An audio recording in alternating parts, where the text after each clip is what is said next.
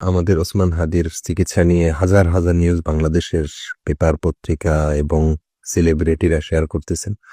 আমি আসলে জানি না এসব নিউজের সোর্স কি। তারা নিজেরাই যে কোনো একটা নাম দেয়, ওসমান হাদির ভাই অমুক তমুক বলেছে, কিন্তু আমার মনে হয় এরকম কেউ কিছু বলে নাই।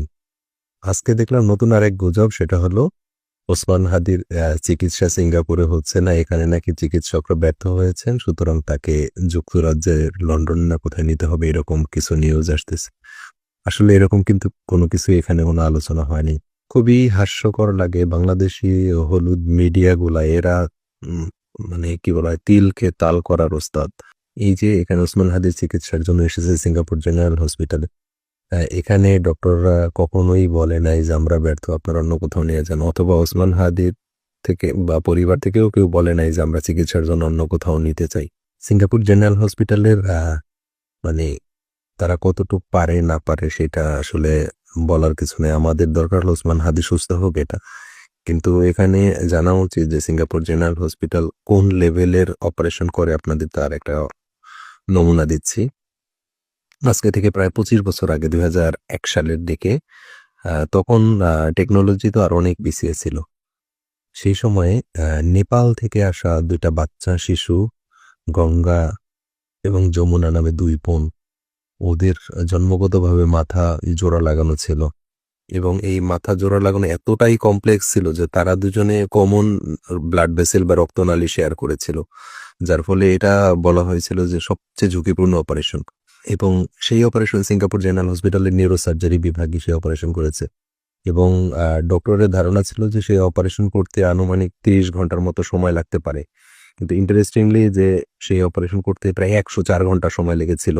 সোমবার দিন সকালে অপারেশন শুরু হয়েছিল, শুক্রবার দিন বিকাল 4টায় শেষ হয়েছিল। পুরা সপ্তাহ ধরে একটা অপারেশনে চলেছিল। তবু সেই অপারেশন সাকসেসফুল হয়েছিল এখানে, যেটাকে বলা হয় পৃথিবীর ইতিহাসে সবচেয়ে দীর্ঘতম অপারেশন। 104 ঘন্টা। আপনি একটু চিন্তা করে দেখেন।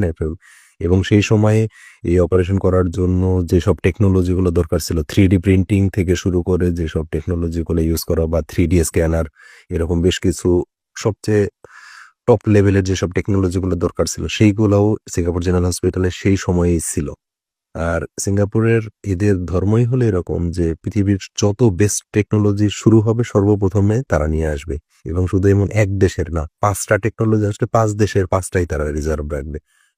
সুতরাং এখানে টেকনোলজির কোনো ইস্যু না, কোনো কিছু ইস্যু না। এখানে ডক্টররা কতটুকু কম্পিটেন্ট সেটা নিয়েও আসলে আমার গর্ব করার বা করার কিছু নেই।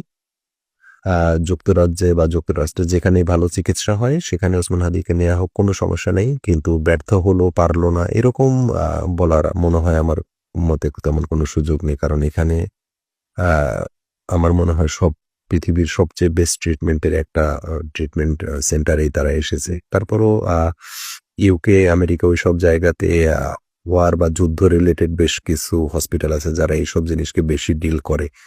সেসব জায়গাতে গিয়েও চেষ্টা করে যেতে পারে। অনেকে মালালা ইউসুফজাইকে রেফারেন্স হিসেবে দিয়েছেন। প্রত্যেকটা পেশেন্টই ইন্ডিভিজুয়াল এবং প্রত্যেকটা পেশেন্টই আলাদা। প্রত্যেকজনের রোগ আলাদা, তাদের রোগের ধরন আলাদা, সিভিয়ারিটি আলাদা, সুতরাং আউটকাম আলাদা হবে। সুতরাং হসপিটালের উপরে বা ব্যর্থতার উপরে দোষারোপ না করে ওসমান হাদির জন্য দোয়া করেন যেন সে সুস্থ হয় এবং সে রোগ মুক্ত হয়। এইগুলো নিয়ে গুজব, এগুলো ছড়িয়ে, এগুলো মিথ্যা প্রোপাগান্ডা ছড়িয়ে আসলে রোগীর জন্য তেমন কোনো উপকার হবে না। শুধুমাত্র যেটা হবে, কি বলে এটাকে, গুজব ছড়ানো হবে, যেটা